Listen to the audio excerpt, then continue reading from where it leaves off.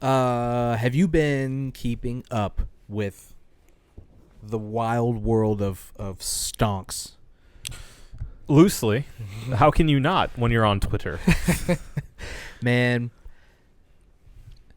stock market at this point, like LLC Twitter is going crazy because I mean it's one of the things that they're always trying to advertise to people is like invest in this, start doing the stock market thing, and this thing is just.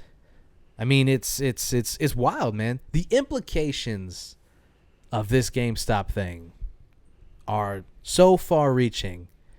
It's kind of hard to wrap your head around it. Yeah, the government had to comment on GameStop, which is you gotta love it. Interesting. You gotta love it. You gotta love that we're in this space now where all of these things are kind of converging on themselves. Where there used to be the separation of church and state. Yeah. Where shit like that just.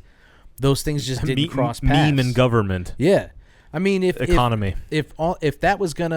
those things were gonna meet somewhere, it was a politician trying to like reach the kids and do some meme shit, right? Yeah. Or, some video game was on trial for being too violent or something. Sure. That's the only time that these things cross paths, and now you've got Reddit with their finger on the pulse of where the stock market is headed. Of the economy. Interesting times. Very interesting. And we're going to get into that. Yeah. We're going to give you an amateur's view of what's going on right now with GameStop. If it's kind of hard to wrap your head around, you're not going to learn anything tonight. No. But hopefully you'll be entertained. But before we do that, we got to get to these brewskis. So, Obi, please tell the people what we're drinking tonight. Oh, let me crack one of these guys out of here. Oh, yeah. Crank them. That felt good. Grab one of these two. So, we have the Beatlight, which is a Miami cross Orlando collabo. From both Beat Culture and our friends over at Redlight. This is called the Beatlight. Dry hopped India Pale Lager. Ooh. I was going to say ale, didn't you? 7.5% ABV. Drink cold, or keep cold, I should say. Drink yesterday. Drink with one eye open, wearing classic red and blue 3D glasses. Alternate closing one eye at a time to reveal different label art. So, which is very cool. Very cool concept, yeah. Unnecessary, but very cool. Very cool, though. We appreciate it. I said it when you showed this to me. It's probably one of the coolest labels I've ever seen. Yeah, the art itself is beautiful. Yeah, they do a really, really nice job with this. Yep. So if you've got an extra pair of 3D glasses lying around, you can really take full advantage of this label. If not, you can just imagine Pretend. what it would. Yeah, you can see the images. Yeah.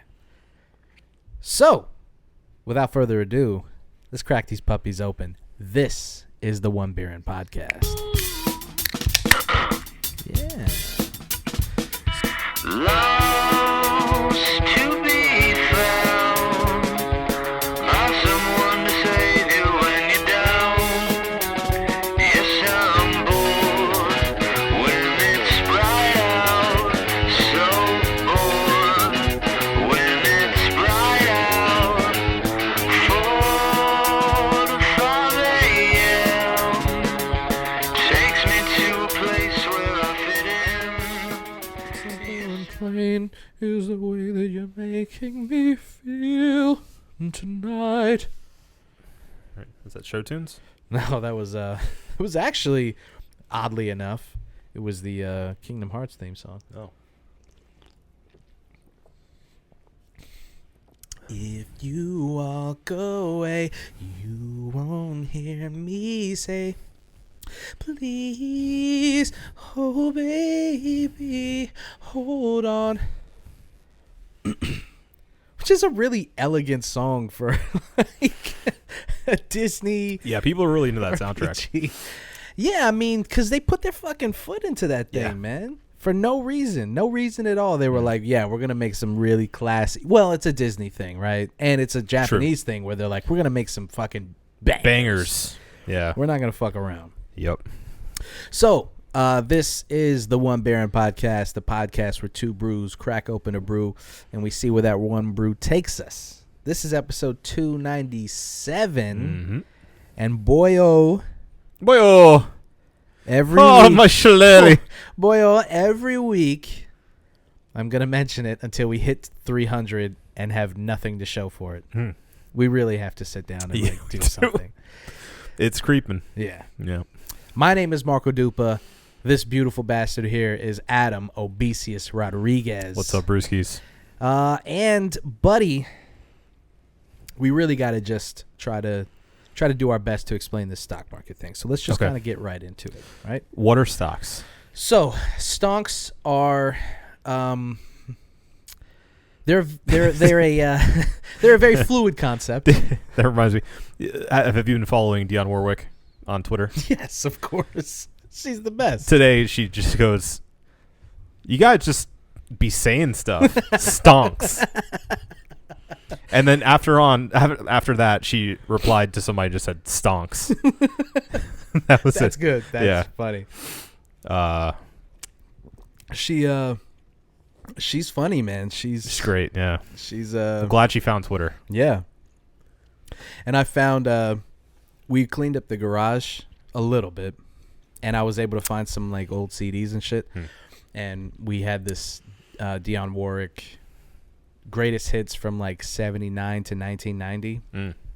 And I was like, Lottie, I have to take a picture of this to get like some clout from fucking At Dionne her on Warwick. Twitter. Yeah. On Twitter. I mean, this is where we are right now, man. Yep. I need that Dionne Warwick clout. So listen, this is going to be a little convoluted. I'm going to try to explain this. Us?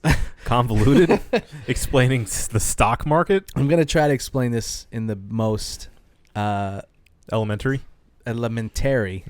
terms as possible. I can't explain the stock market because you know what's fascinating to me? This is kind of off subject, but on subject is the idea, and this is also going to sound really stupid. I understand. Okay, so just brace yourselves. Bear with me. Yep. The idea that we just decide the value of things. Do you see what I'm saying? Yeah. Like, everybody, the big brains are always, well, our value comes from gold, and we actually don't have as much gold as they say we have. Backing Blah, our blah, money. blah. Yeah. And all that shit, right?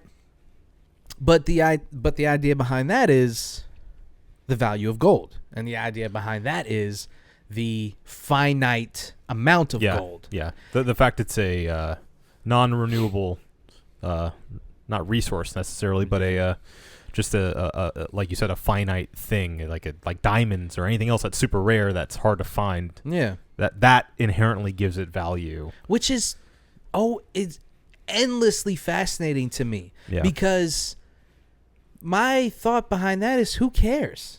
Well, that's the thing, because you're right in a way. Like, who decided that gold's this precious thing? Other than it looking really pretty and being hard to find. Same with diamonds. Why are diamonds so important? There's practical uses for them. You can use them in tools and stuff like that. But for the most part, they're used as jewelry, right? Like that's the biggest value that they have. Yeah.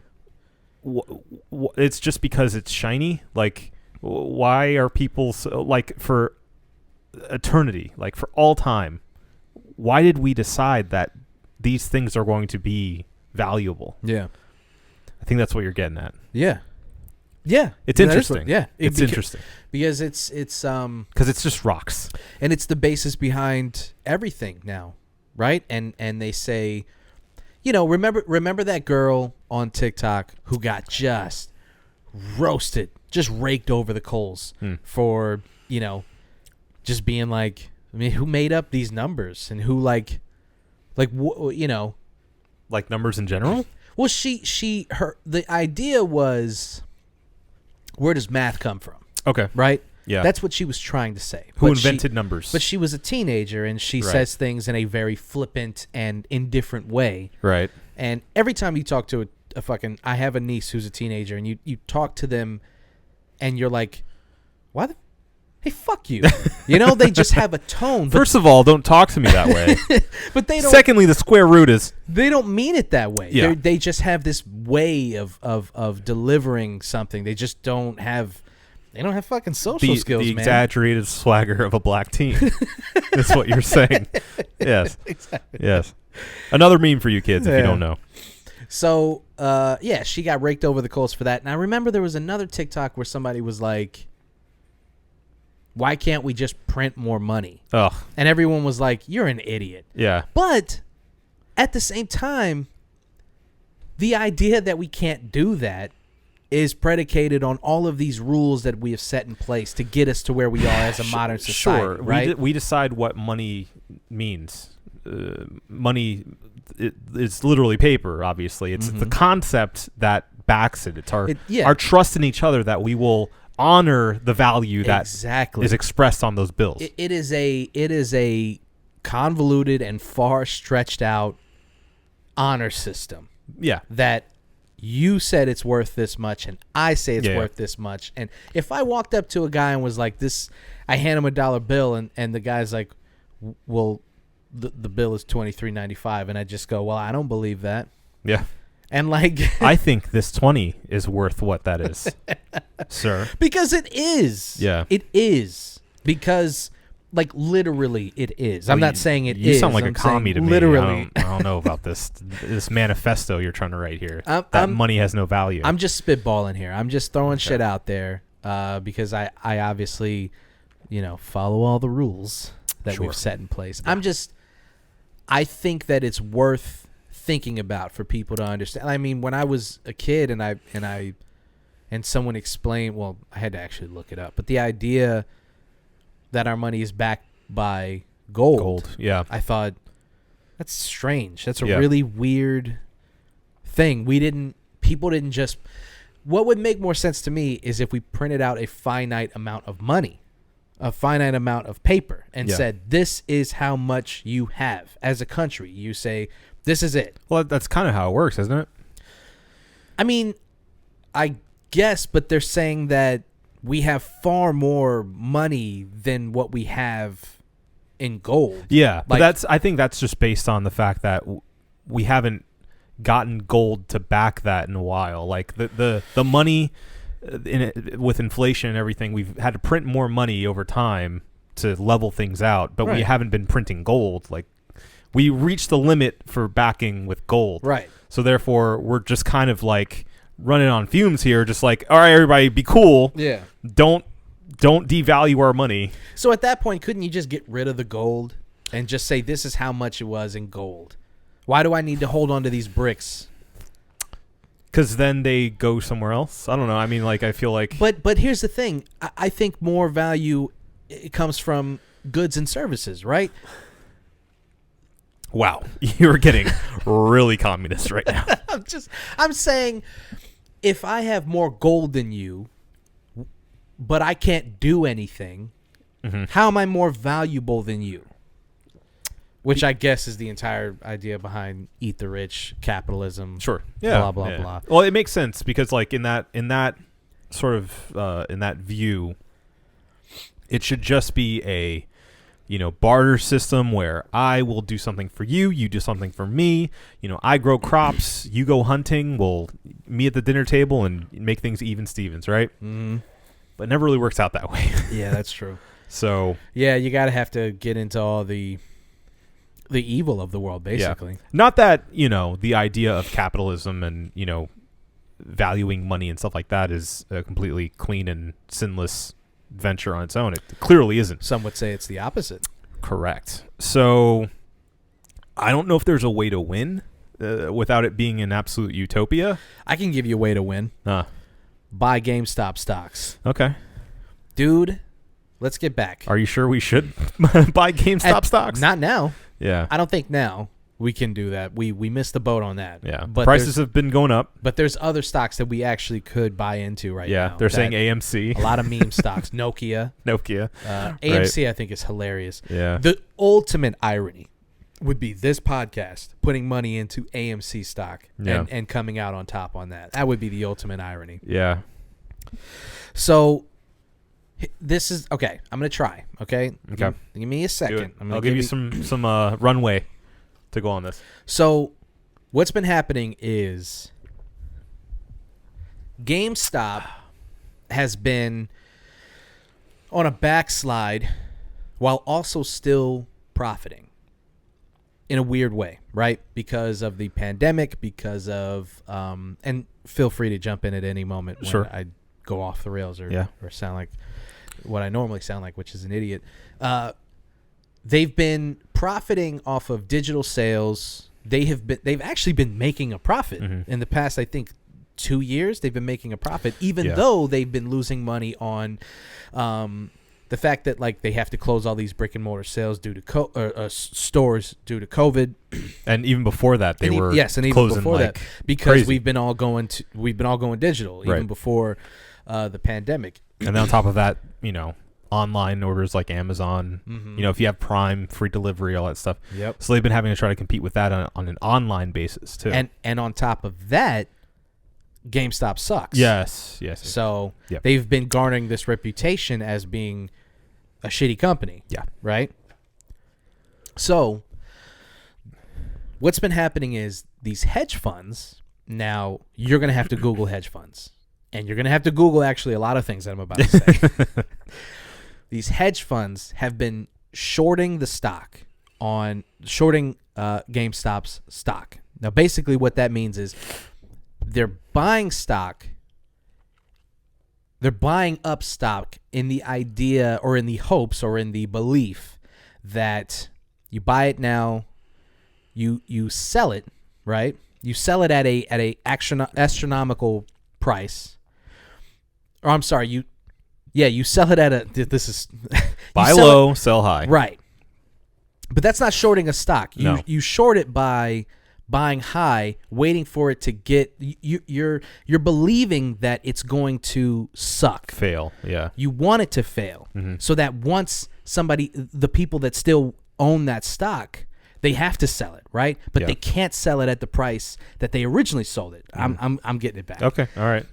So they have to sell low. So you come back in and you buy those stocks again at a lower price, right? So you sell off. So if you're a hedge fund and you're investing for someone else, right? For example, the way that you make money is in the difference when you buy that stock back after they have given you that valuable stock that wasn't valuable at the time. Yep.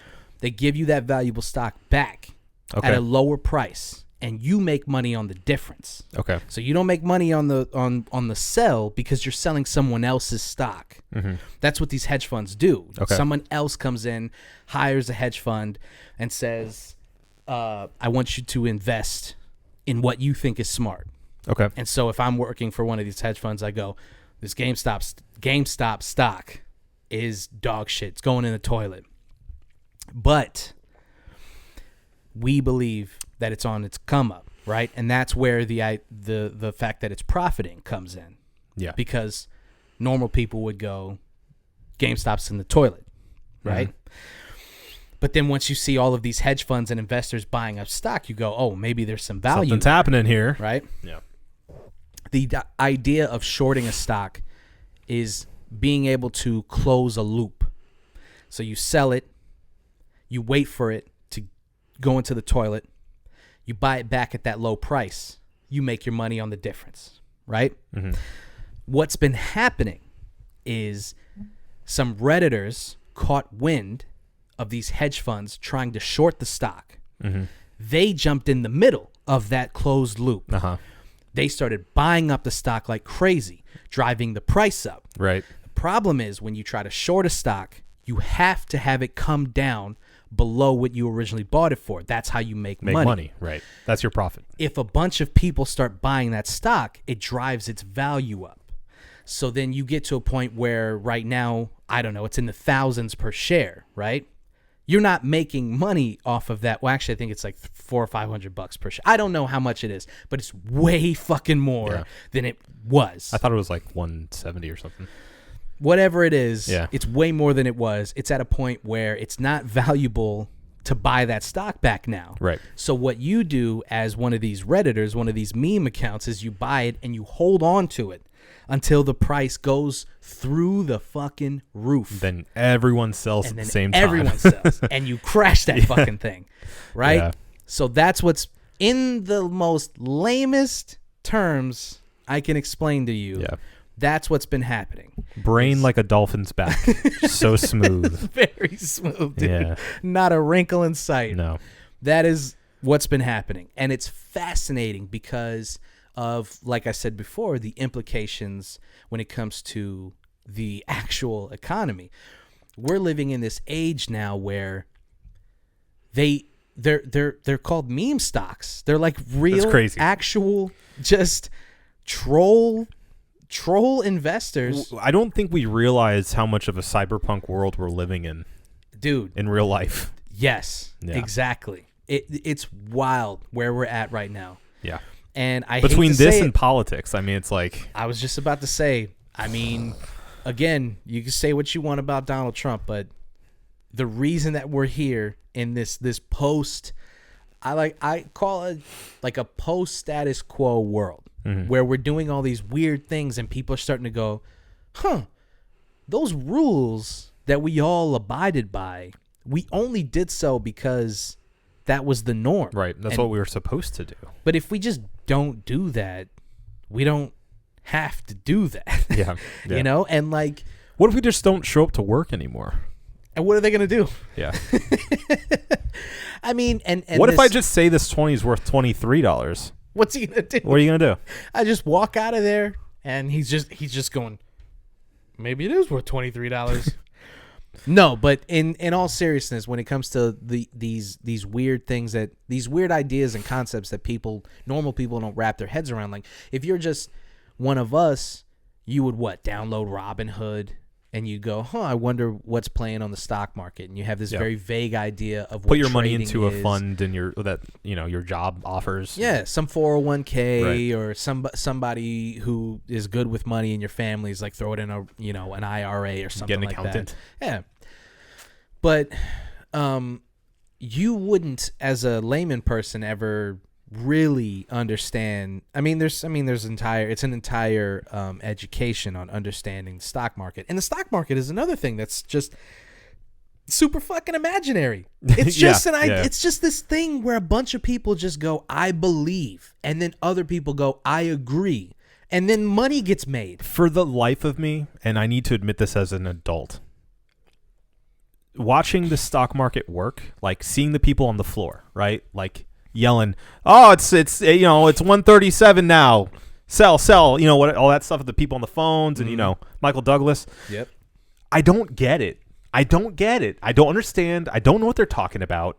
I don't get like what deals are being hatched out and made in order to like drive those numbers up and down. Mm-hmm. I understand generally the concept of economics as a whole. You got people buying stuff that drives the prices up because you get more demand and more demand, more demand. Yeah, yada. But I don't get the mechanics of it. I don't understand. I understand it in the same terms. I understand like deep sea diving. It's unfathomable to me. Right. I've seen it, but I don't get it. Yeah.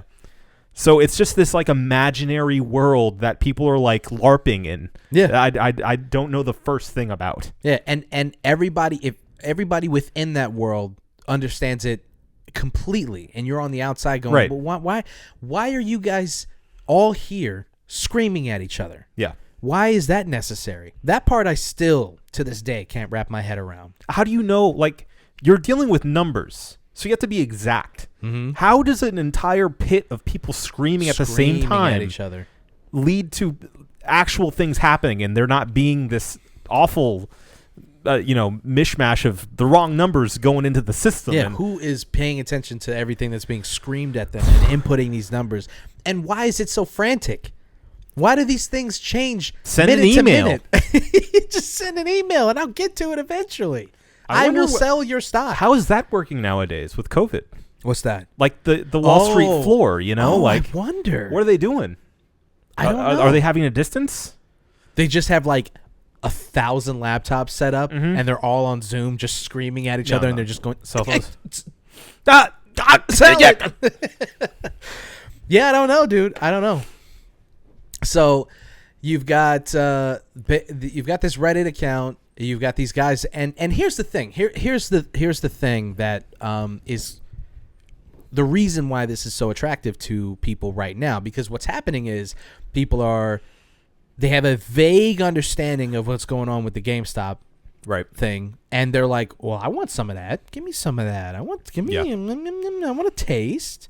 I want to wet my little beak on that action." So you got all these normal people who are like, "Get me in on that."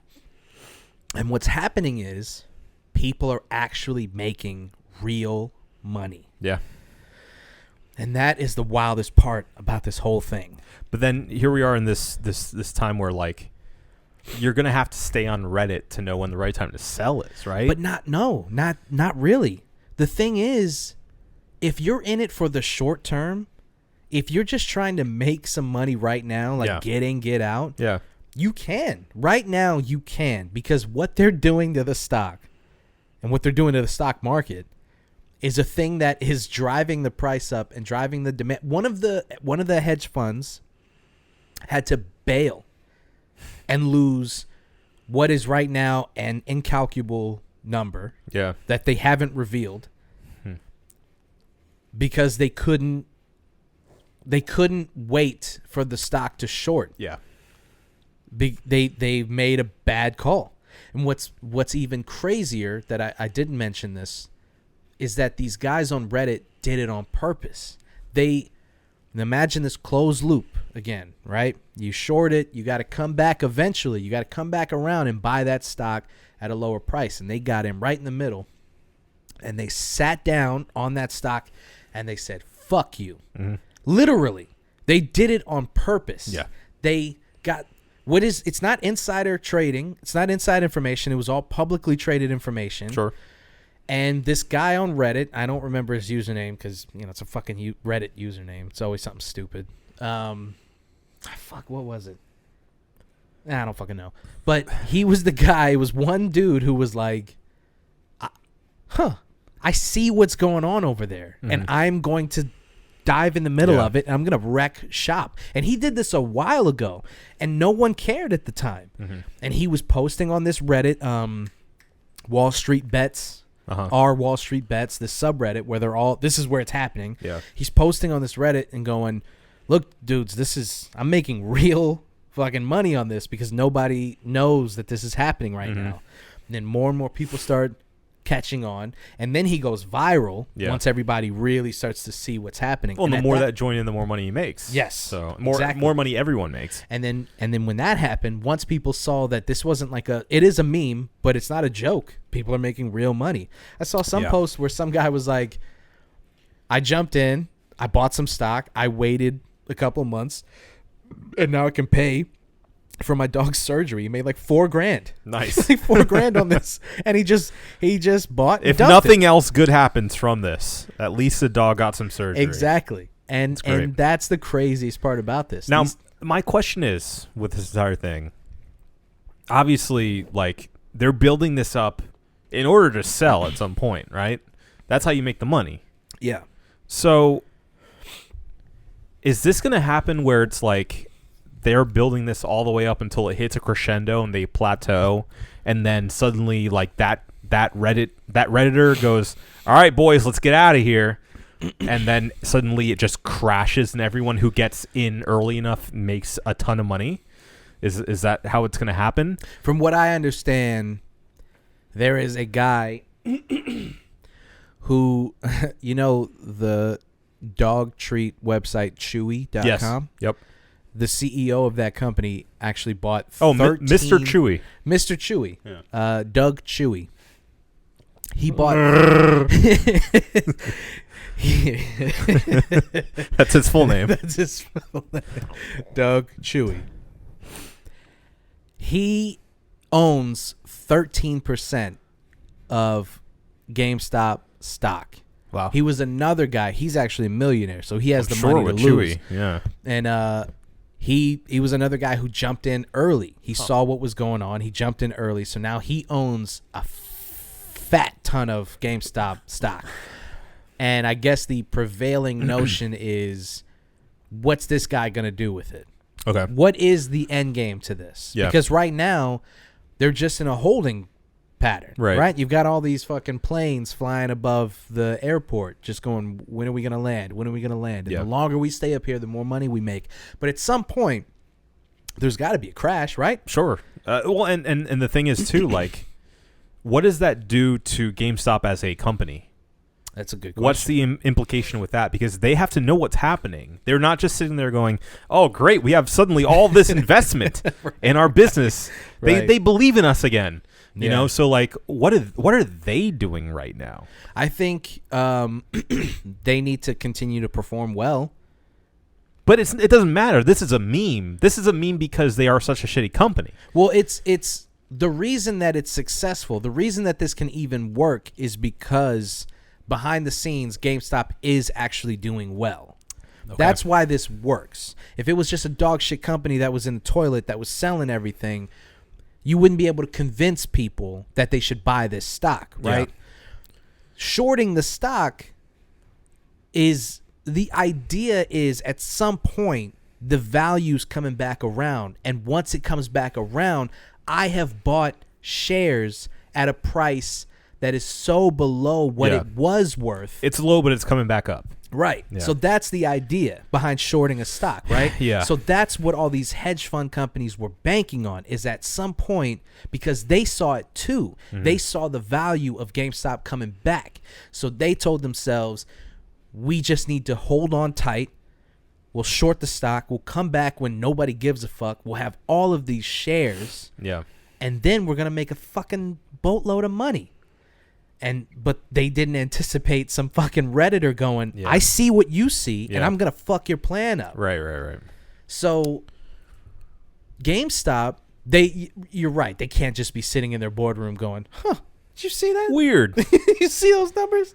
Lunch on the house, everyone. I think that they just have to continue. If they continue to do well, if they continue to make a profit, despite the prevailing knowledge that they shouldn't be making a profit, I think that each GameStop, it should be evacuated and then blown up. Mm-hmm.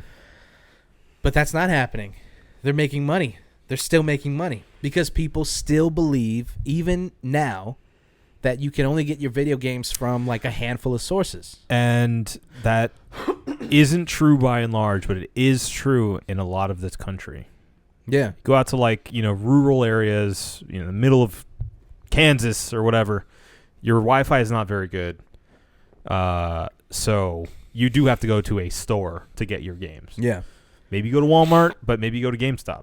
That may be the place that some people feel they can only get games. Well, and GameStop is tapping into the digital market too. A lot of their sales are coming from the same thing that Amazon's doing. So if you trust GameStop as a company, you're going to go to them and say, well, can I buy my game from here and you just send it to me? And they're like, gladly. We can do that. So they're making money there too. Yeah. And for some god-awful reason, they're still selling Funko Pops. And they're making so much money off of those fucking things. Of course, yeah. Walls and walls of Funko Pops. Yeah. Dude, I am so over Funko Pops. When you sent me that one, I was like, this is cool. I like this, but like I cannot have my desk adorned covered with Funko Pops. I can't do it. I can't do it. I've been out of my office for so long that I still have Funko Pops on my desk. Yeah, I'm collecting dust. It's gonna be wild when you actually go back there. Just a layer of dust. Yeah. I'm gonna feel like Indiana Jones walking into a crypt. Everyone's gonna go in and not catch COVID, but something that's in there. The dust mites are gonna be huge. Just these giant, like dog-sized dust mites sitting at your desk. They've evolved. We've been waiting for you. We've been working. I don't know where you've been. We've been keeping this company afloat. Yeah. Have you looked into the stocks? You see what they've been doing? These meme stocks. So it's insane because I have one of those stupid reward zone cards. I didn't pay for the account. I have Pro, but I have the card. Yeah. Because for a while, GameStop was the most reliable place to get video games. Yeah, I used to pre-order there all the time. All the time. Every video game that I ever bought for a good decade was like, I'm going to GameStop to grab it. You were either a Best Buy kid or you were a GameStop kid. And I never went to Best Buy. No. The only time I went to Best Buy... I went there for movies and CDs. Yeah, that's exactly. That's the only time I went to FYE was Best Buy. too expensive. Yep. Dude, FYE, I'm sorry, but y'all deserve to go down. Where do you get off... They were selling CDs at like 1995 prices. Yes. Like they were brand new. Yes. Dude, and it's like, where do you get off? All I have to do is go across the street and get it for that $10.99 first week sales price. Who do you think you are? They would only catch me in there in the used bin. That's it. The used bin, and occasionally they'd have a very rare, like, imported CD or whatever, and I'd get that because it was worth it. One of my biggest regrets is finding Pharoah Monch's Infernal Affairs, his debut album, classic record, out of print because they just didn't know what they had. Yep. And I think he put that album out and Ruckus was already like on its way out. And I found it there and it was like $25 and I was like, I can't swing that for one disc. Yeah. I just can't do it. It's too much money. I don't care how much protective plastic you have over the top of it. Yeah, I'm not doing it. So I didn't buy it and now that's it. I mean, it's out of print. I just don't have that album. Yeah. And I mean, I know that now I could probably find it like on Amazon or something or eBay maybe. Yeah. But that moment of finding something and going, oh my God, it's right nobody here. else understands what I'm holding in my hands. Again, it's another thing of like, I decided the value of this thing. It's out of print. Nobody else can get it. So I decided, FYE decided that it was going to be worth $25 to $30 as opposed to the regular $19.99. Right. Also, porn. It was really weird to walk into a place and just go down the aisle and there was like a full thing of porn. Triple X section. And weird. And no one stopped you from going there. You just walked. It was just another aisle of DVDs. I would sweat too much to even sit there too long. I was just like, no one's gonna say anything. I can just walk through here. Yeah. This is awesome. But at the same time, it really wasn't that awesome because you couldn't buy them. No, too embarrassed to buy them or even look at them. Really, the same thing. This is like a step down, obviously, but there was the flea markets. I don't know if you remember the flea market. Oh yeah, they had entire shops that were dedicated to porn. Entire shops. That's so amazing. DVDs. I'm pretty sure they like pressed their own DVDs of porn that they would just like basically bootleg. I love that. DVDs. I love that. It's wild. I've got the gangbang scene here. You don't want? You have to go through like a thing of beads to get through. You feel dirty. I love that entire idea. It smells like incense for some reason everywhere. Last time I went to a flea market, it was the one that just closed. It closed a couple years ago. The one in Sanford, or on their way to Sanford. The Flea World. Market. The Flea World. That's the one that I'm talking about. Yeah. I used to buy all my DBZ figures from there. Yes. They had the good ones. Yep. I bought a lot of anime from there. Mm-hmm. I bought all of my mixtapes. Yeah, mixtapes. Yeah. Yeah. Definitely. Hentai is art, baby. I'm just really hungry for some squid for some reason. I don't know where this is coming from. And the last time I was a kid and I stole some CDs from there. It was just too easy, dude. I became friends with the mixtape guy. Yeah. Yeah. It's actually wholesome. It's wholesome.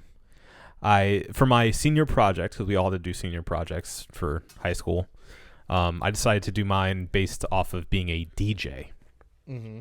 So I went on to interview a bunch of people. I interviewed some like local DJs at different stations and stuff, and my entire basically my thesis paper for this thing was making my own mixtape. Right. And so I ended up talking to like the mixtape guy at the flea market. I'm like, the mixtape messiah. Could you like check this out? And I gave him my mixtape, and it was awful.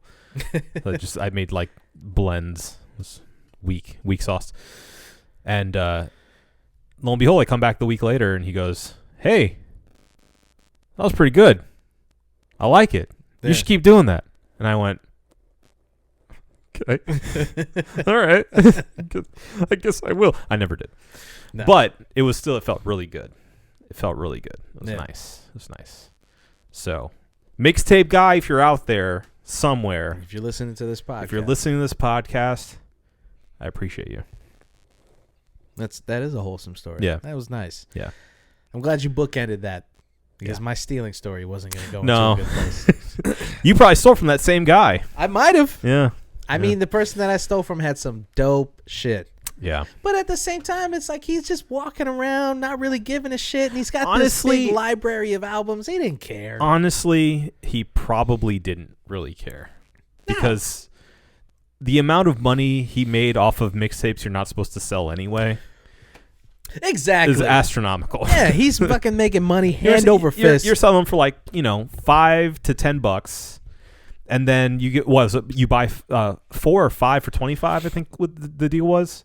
Mm. And, he's basically, I'm sure, just pressing them himself. Yeah. And copying the, little covers for a him. little piece of shit album art that everybody had where it was like, blunt smoking, some girl in the background, and you photoshopped in some like graveyard or something. Yeah.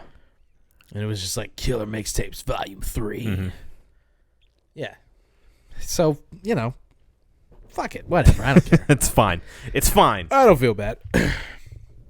So, this whole stock thing is going a mile a minute, and it's hard for me to even keep up with. I had to read this article twice, and I probably still butchered like what's actually going on. I think I explained it well enough that our audience can understand. I'm sure they're looking at us going, we know. Yeah. Or they're going, dude, not at all, bro. That's not what's happening even a little bit. Not even slightly. Nice try. I think that's what's going on. By the time that this episode comes out, I mean, the stock market could have fucking crashed by the time this episode comes out. So who fucking knows? That's true. I don't know. That's very true. This is really, it's always, like I said, it's endlessly fascinating to me. Stocks, the stock market. I have friends who buy stocks, who actually own. I have a friend who actually, he bought some GameStop stock a couple months ago. Really? And he sold it for a couple grand. Nice. Well, if he had held on to it, he would have made better. Yeah. So that's the thing that it boils down to that always has me very uncomfortable with stocks is that it's basically lightly informed gambling. Yeah, I mean, that's what people have been talking about on Twitter is people who don't understand what stocks are. They're like, is it just gambling? And people are like, yeah, basically. Kinda. Yeah, kind of. This entire idea, our economy, the whole thing is gambling, dude. Yeah. All of this shit is just like 1,000 spinning plates. Yeah. That's all it is. It's 1,000 roulette tables that you just have to pick the right one. Yeah. But that's the thing. That's exactly the reason why I feel like I both don't have an affinity for and really am kind of like, I don't know, repulsed by stocks in general. It's because I don't like gambling. I want to put my money somewhere that's a sure bet. And I want to invest in something. I want to invest in something that's going to provide me dividends on my investment, Yeah. I know that's what everybody who invests in stock wants. Well, everybody wants a sure thing. Sure, it's not guaranteed, but I'm very uncomfortable making a bet, I'm so careful with my money generally that I want to make sure it's going somewhere that's going to benefit me in some way. Of course. I don't want to play with that. I don't have enough money personally to go, we'll see what happens with it. Well, I mean, they say never bet or gamble any money that you're not willing to lose. Right. Which is tough for me because I could put my money in the stock market. I could, hire a professional to, reasonably invest my money somewhere that is smart. But there's no guarantees. There's no, but there's never any guarantees. Sure. Nothing's a sure thing. Nothing's a sure thing. I think if you Death and taxes. Other than that, those are the only sure things in his life, right? Yep. If you have an idea or an inkling about something, I mean, just take a chance. Just put a little bit of money on it. Some of these shares are like, I mean, you can make hundreds of dollars on a couple of dollars per share if you jump in. But the thing is, you have to, I mean, like you said before, if you're going to play it for the long haul, then yes, you do need to pay attention to, well, if you're going to do meme stocks, you got to pay attention to Reddit. Yeah. And if you're going to do it for real, then yeah, you got to know what you're doing. That's the part to me that I'm like, I don't have the energy to be a stock guy. Right. I have friends on Twitter and I have friends in real life who they pay attention to this kind of stuff and they're like, you should throw a couple dollars. I'm like, I just don't want to be a stock guy. Yeah. I don't want to spend any amount of time reading up on it. It's another like fantasy league that you have to worry about. Exactly, dude. And I took a year off from fantasy football because it was becoming too much. Imagine fucking the stock market. Right. Where you have thousands of dollars invested. Exactly. I didn't have any money invested. I had like 100, what was the buy-in last year or the year before? Like $150. Mm-hmm. And even that, I was like, dude, if I don't win, I lost $150. Really upset. I'm going to be mad. It's not going to ruin my day, but, I'm going to be upset for at least a couple hours. Yeah. So, yeah, I mean, I don't even want to do that. So. Yeah. I had this, again, I'm just fascinated by it. I'm not like, I need to do it. I need to get my hand in there. I do like gambling, but not in the way that, like, I like sports gambling. I like, gambling, like actual, like playing it. But like shit like that is just, I just don't understand it well enough to make an informed decision, which I guess that's a lot of people's problems. That's why they hire hedge funds in the first place. Sure. Or even like the things that you're talking about, like Robinhood. And, Robinhood's another one. Yeah. Things like that. Or, getting a professional investor for you that knows what they're doing. And but you don't have to worry about it. You just put the money and they go, you entrust them to put it where it should be. Even all of that sounds exhausting. Yeah. Like if I have that kind of money, to it's easy to hire just some guy to do it when you got that kind of money. Sure. But when you're like, some people are putting their life savings or they'll get their loan from college, and once you buy your textbooks, you got like $1,000 left over, and they're throw like, it all let in me there. throw it into GameStop. Yeah, it's like, I don't know about that, my man. Right. I think you should do a little bit of research. Yeah, well, I mean, just like you said, you don't want to invest any more than you're willing to lose.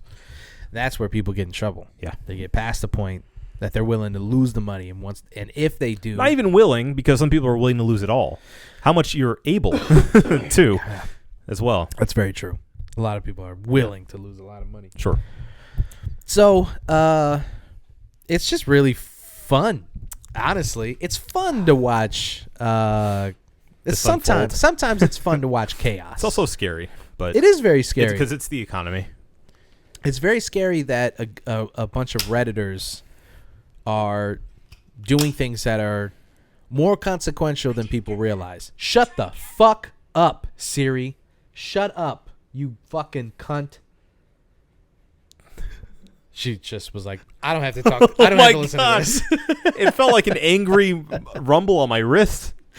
My watch is hot right now. I don't have to listen to this. I'm going to my room. Oh my god, I'm putting it away right now. Yeah, no, it's scary that there's a bunch of Redditors who are. Please bleep yourself. You want me to? It's a lot. Okay, I will. You came off strong. That was pretty strong. Siri's not a real person. I don't know. I felt bad for her. I'll bleep it because it's funny. Okay. But not because I feel bad. Okay, it's fair.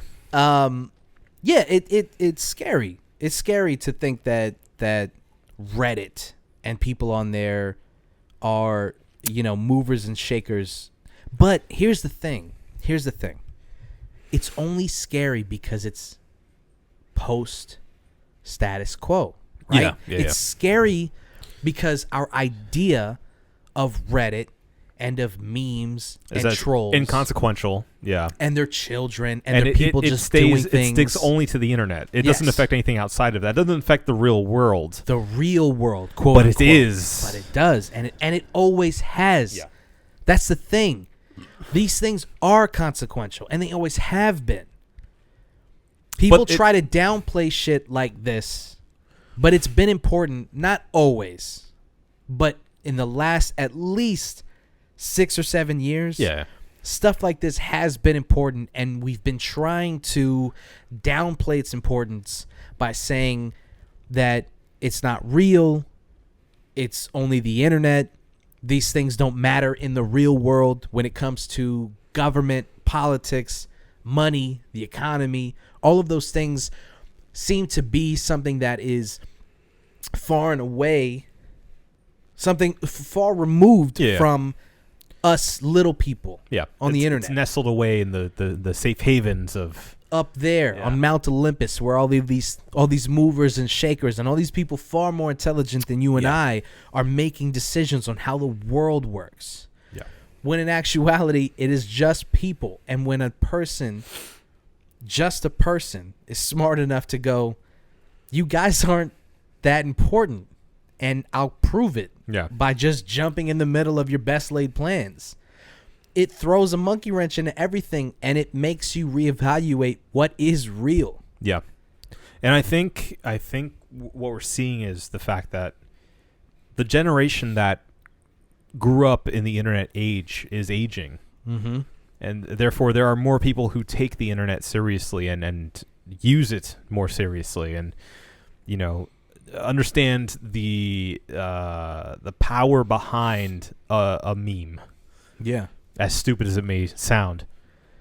No, yeah. And I think we're seeing that start to happen because so much of our generation and, you know, up to, you know, a little bit older than us and a little bit younger than us is starting to really leverage the internet in this sometimes scary but always impressive way now. You know, like I feel like the power of the internet is only going to get bigger and bigger as the generation that grew up not as influenced by the internet and this entire culture dies away. Mm-hmm. So I only see this continuing. Yeah. As time goes on and more of an importance being seen on, you know, honestly, people kind of just being assholes online. Mm-hmm. And that being taken more seriously, and I don't know if that means more regulation down the line as far as like what memes do and you know what the influence can be on whether it's politics or the economy or any other major system that has huge ramifications across the globe.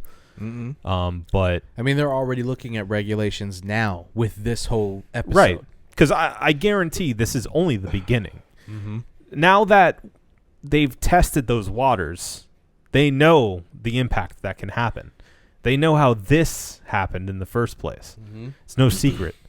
So what's going to stop this going on forever now? As soon as somebody catches wind of, you know, how a hedge fund's working with a certain company, that maybe the prices are going to go down immediately. Well, and the thing is, they didn't do anything illegal. Mm-mm. That's the wildest part about this is like once you hear all of the details, you go, well, they must have some kind of inside information. These systems weren't put in place with the internet in mind. Right. So with the fact that we can all like gather information this quickly and communicate this quickly was never anticipated. But that's the problem, right? They built these systems with the idea that it was only for the elite. It was only for people who were already at this point. This access to this information doesn't get doled out to poor people. It's just like the Bible back in the day. A lot of people couldn't read. A lot of the normal people couldn't read, so to say. Right. But the people who could read were generally people in the church. And they were given all the power because they could read and gave everyone else the information. Yeah. There you go. But then as soon as literacy started to happen, power went away from the church, and everyone else was given the power. And they had to gain power in another way. Yes. And that's how these things work. Power just shifts from the next thing. Right. And this kind of thing is you're watching in real time the power shift. Yeah. And that's what, I mean, there's obviously hundreds of people in that subreddit who are just trolling and have the money to just troll. But there are some people in there who are like, we're doing this to give the power back to normal people. Yep. Because the stock market, trading, the economy, these things shouldn't be hard for people to understand. All of this affects all of us. Yeah. If you're a grown person working, paying taxes, you need to understand these things. And they shouldn't be difficult concepts for people to understand. Yeah. They make them difficult. The reason that anything is written in legalese, why? What is the purpose other than to confuse? It's like writing it in Latin. Yeah. What's the point? You could very easily say, you could write it on a napkin and say, you're going to give me this, and I'm going to give you this. You can't do X or Y or Z. That is our deal. There is absolutely no reason why it needs to be written in a way that is hard for the layman to understand. Right. It is a classist thing that people are, I think, are finally starting to kind of reckon with. Keeps lawyers employed. It's affecting people in a way that they never thought would affect them. Now, Twitter, for instance, banning people for saying the My Pillow guy, for instance. People are starting to look at shit like that and going, you can't do that. That's against my freedom of speech. Yeah. My First Amendment rights. And it's like, hey, dude, it's not.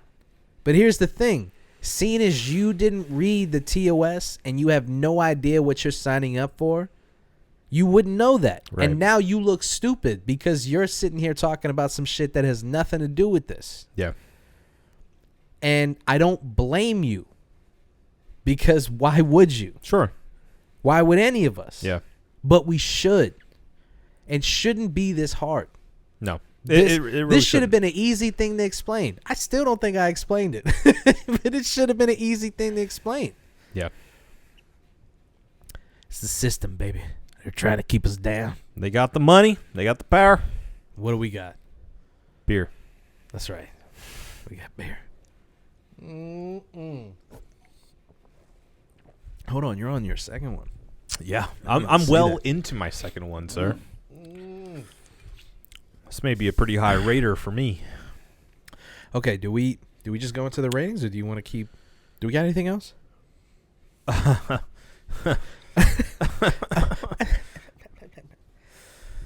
Let's see. We got a little thing here called Trailer Trash. I know you guys are excited about this. Yeah. The return of the glorious Trailer Trash. It's been a while.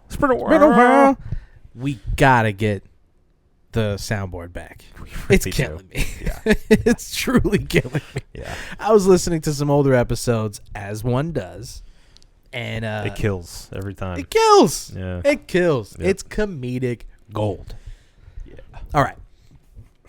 So this week on Trailer Trash is another entity that was memed to death, which is the trailer for Godzilla versus King Kong. Uh-huh. You know, when I was a kid, ouch. I guess I should explain this too at some point.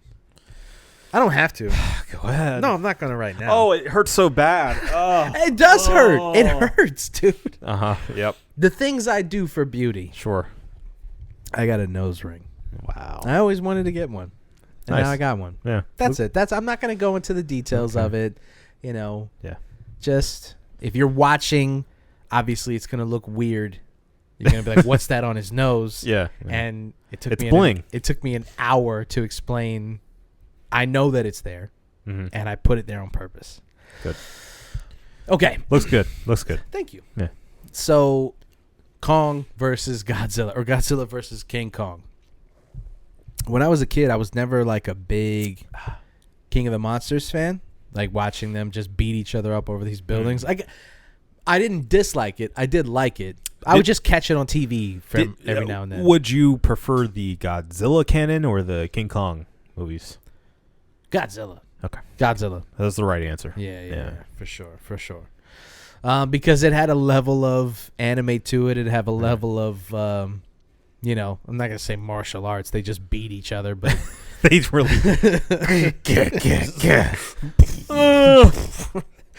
But... That was my Godzilla roar, brother. Was it?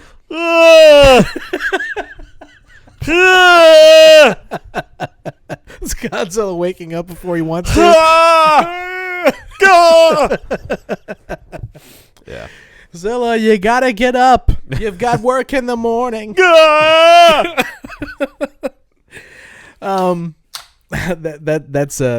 Godzilla with a bruised sciatic nerve. I can't pick up that box. Please. Got some leave.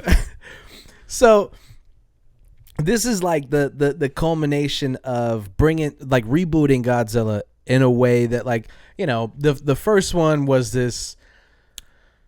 I mean, the first of the recent Godzilla movies. Yes, of the recent one, not Godzilla 2000. Oh, but like, lest we forget, Ken Watanabe, Let Them Fight. Yeah. That era. Yeah. And excuse me. This was the point, right? This is why you do this. Sure. So that you can bring back that old school vibe, but make it super, CG heavy, but like make it look good. Yeah. And make it worth all the fucking money. I guess. Make it a spectacle. Yeah. Yeah. So this was the point, right? You look back and you're watching like Mech Godzilla or Mothra or Ultraman or all these other, all these other classic VHSs, right? And you're like, man, that is just ripe for the picking, right? You don't make Godzilla. King Ghidorah. You don't make Godzilla this horror movie. You lean in to the campiness, right? Yeah. I think so. Now, I will say, I think the right way to do it would be to make the first one an all-out horror movie in the same vein as like what's the J.J. Abrams one, the Cloverfield? Cloverfield, yeah, like that. Ouch. I think that's how you make a good Godzilla movie in modern times, right? Yeah. Now, which, I mean, what do you think? I think we talked about it years ago, but what do you think of the actual Godzilla reboot? I thought it was good, but not great. Yeah. And I feel like a lot of that was because we got spoiled a bit with Pacific Rim. Yeah. Being such a good kaiju movie. Yeah. That's not to say I didn't like the first Godzilla, but I think I like I like Skull Island more. Really? Yeah. Just because I feel like it did have more of those like big monster beat 'em up segments than the first one. Yeah, it did. That movie is wild. Yeah, but see, here's the thing. I'm kind of contradicting myself here because I said I would have liked it more like Cloverfield, which I feel like the first Godzilla was a bit more like Cloverfield than Skull Island was.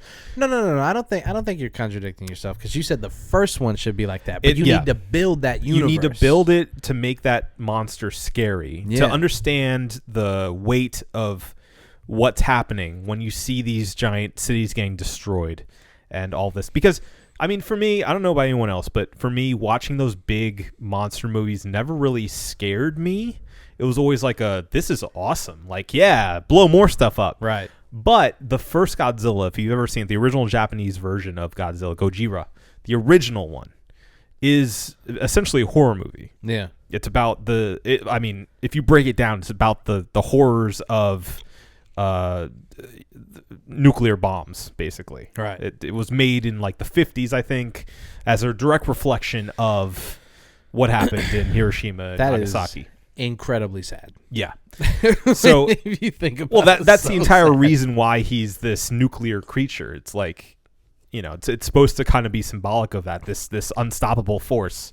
Yeah. And so with that lens, and also just sitting down and watching it, like sure, it's a big monster movie, but it hits a little different because there are stakes and it's scary, and it's a little cheesy and stuff, and obviously the effects aren't great, but he's taken seriously. Also, side note, isn't it really like completely American to like take that and turn it to like this blockbuster? 100%, yeah. We're just like, we understand the metaphors, and yeah, people die. Let or whatever. them fight. Yeah, but that's what I mean. Is like I think the right way to do it is set it up as a truly scary movie where you don't know what's happening, you don't understand, how people are going to even get out of this. Make it like a disaster movie where it's like this feeling of dread is throughout the entire thing. Yeah. And then, after that, you can open it up to this world of like the scope suddenly gets pulled out a bit, and you're able to see it as like, yes, you have Godzilla, but there are these other threats, and Godzilla's not really the bad guy. And, it's essentially, you look at Godzilla in the same way you look at like an F5 tornado, or you look at like a major hurricane or something. You get out of its way, and that's it. That's all you can do. You don't think that they did that so far? They did, but I don't feel the threat of Godzilla on a human perspective as much as I'd like to. Because I've watched actually both of them. I watched the first Godzilla. I more recently watched the Godzilla King of the Monsters, I think it was called. Yeah. It was on HBO Max. I don't know if it still is, but I watched it on there. Yeah. Which was okay. I liked it. It's tough. I feel like both of them had kind of their pluses and minuses as far as I'm concerned. Yeah. Because you got more of that kaiju fighting action in the second one, a little less than the first one, but you got a little bit more of that, horror and like, scope of this thing. They kind of half-step it on both of them. Right. So I feel like both have good things to provide to the story, but I don't feel like either of them really nailed it. Yeah. However, getting back to the trailer at hand. Yes. I know it looks dumb. I know it looks loud and big and stupid. Uh-huh. But this might be what we need. Yeah. This might be what we need. Two titans of the big monster world just having at it. Yeah. And I'm sure there's going to be some intrigue. There's some speculation that there may be a Mecha Godzilla involved. That maybe Godzilla's getting like mind controlled by something. Because obviously, if you haven't seen the other Godzilla movies, sorry, but first, what are you doing? What are you doing? What are you doing? Shame on you. Honestly. But Godzilla's never really the bad guy, except for in the original. And even then, he's not really the bad guy. He's a product of humanity. Yeah. Nukes brought him out. We did this. Sorry. We're kind of reaping the Japanese are. We're safe in America going, damn, that sucks. Oof. Sorry about that. We dropped that bomb, and also now you got some giant lizard. Heard about your troubles. Yikes. Whoops. We're over here having the greatest generation. It sucks for you. I'm sure these guys aren't going to do anything terrible in a few years. Oh, no. Oh, we've got it all locked up, baby. Oh, just like those blacks. Keep them locked up. Yeah, but I just caught what you said.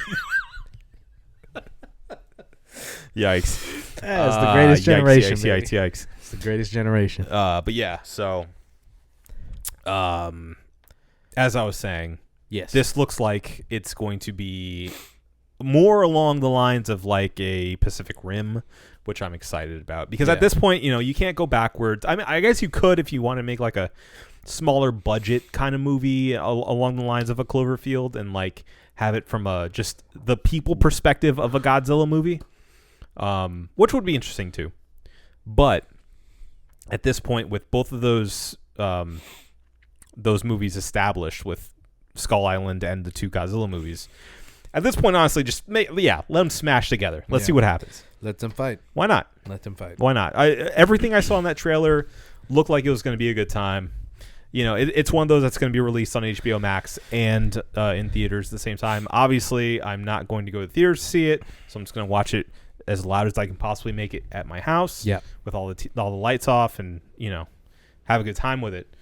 But the trailer got me excited for it. I know a lot of people are criticizing it, saying it just looks dumb, which it does. I'm not saying that's wrong, but that's kind of what I want.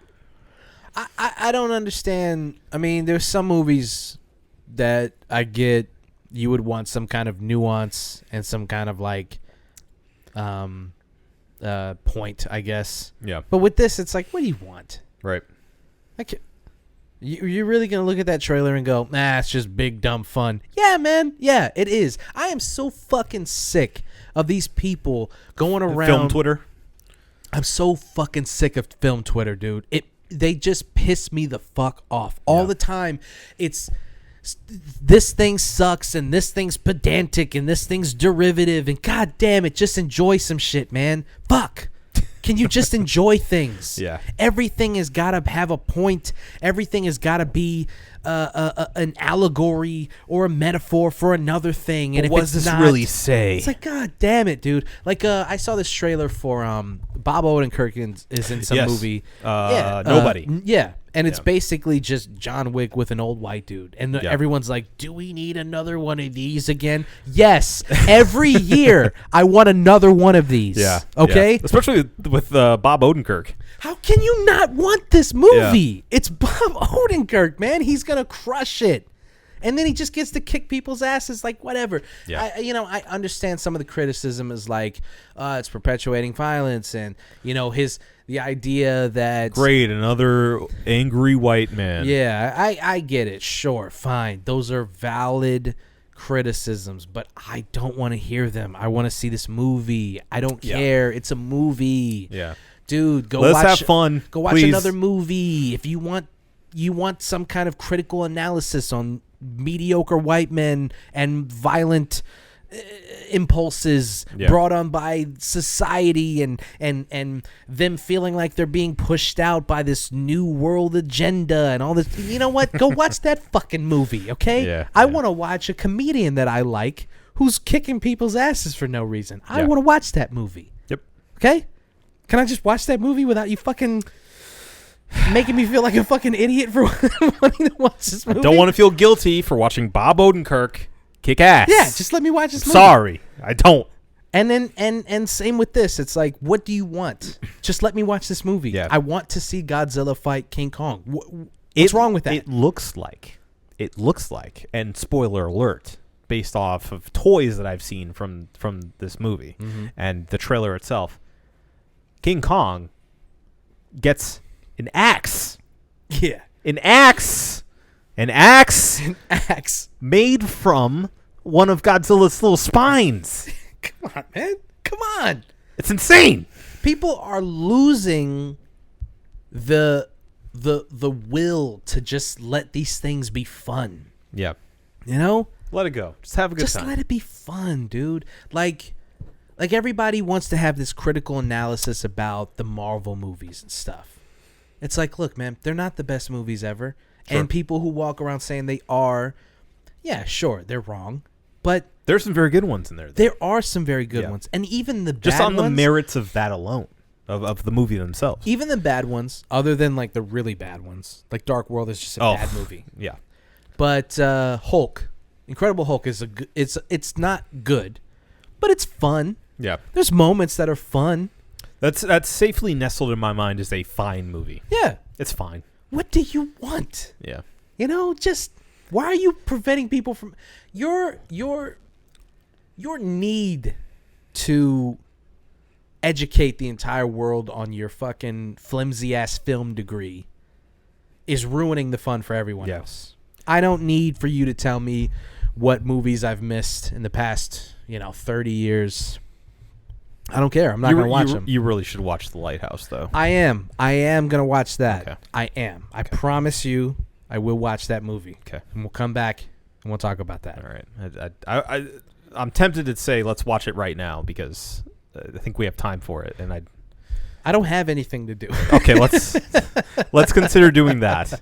Okay, we'll brainstorm on Okay.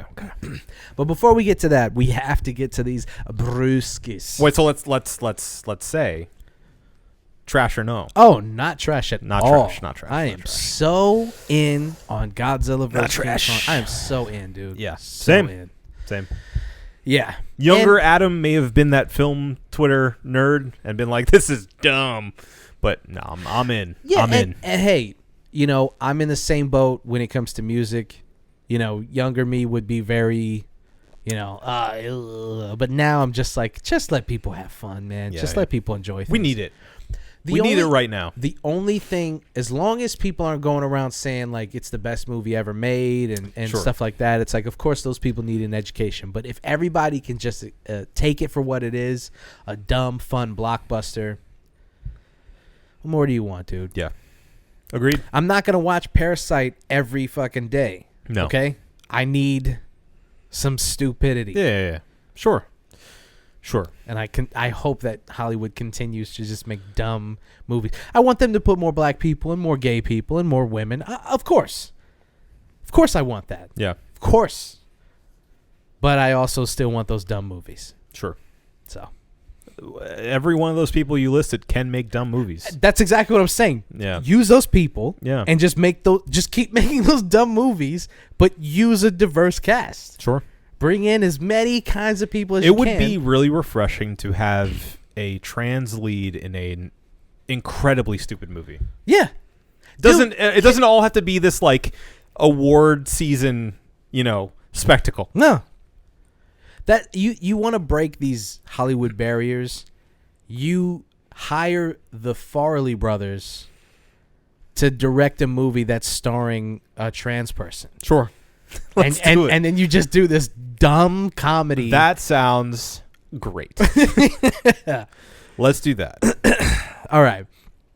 Maybe we'll do that. Let's write that movie. Okay. And then send it to the Farley brothers. All right. All right.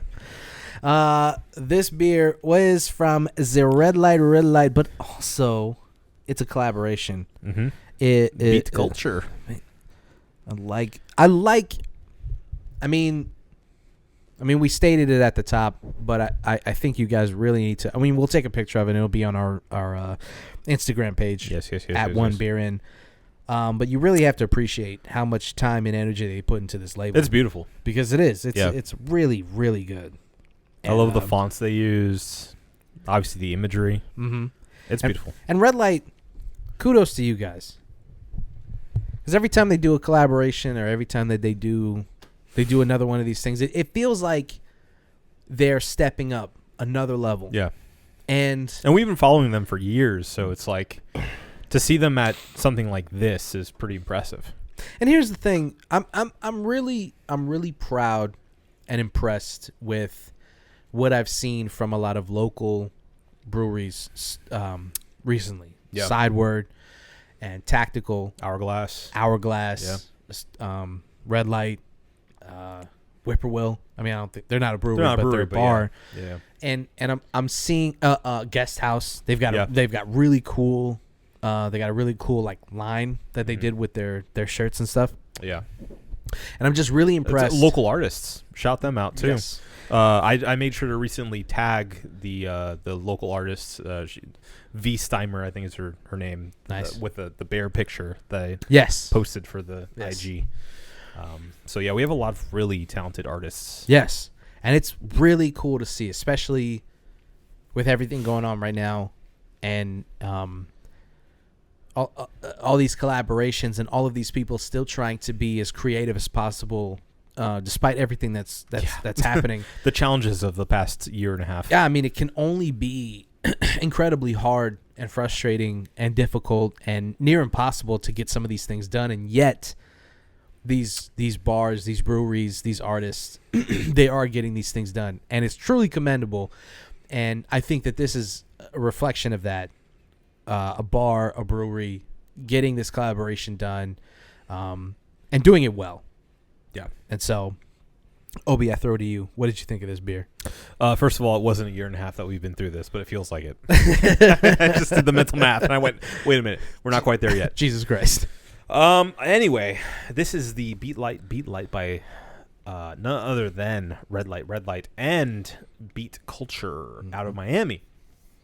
It is a dry hopped India Pale Lager at 7.5% ABV. So, this is delicious. I think the main sensation I got when I first drank this was it came down originally.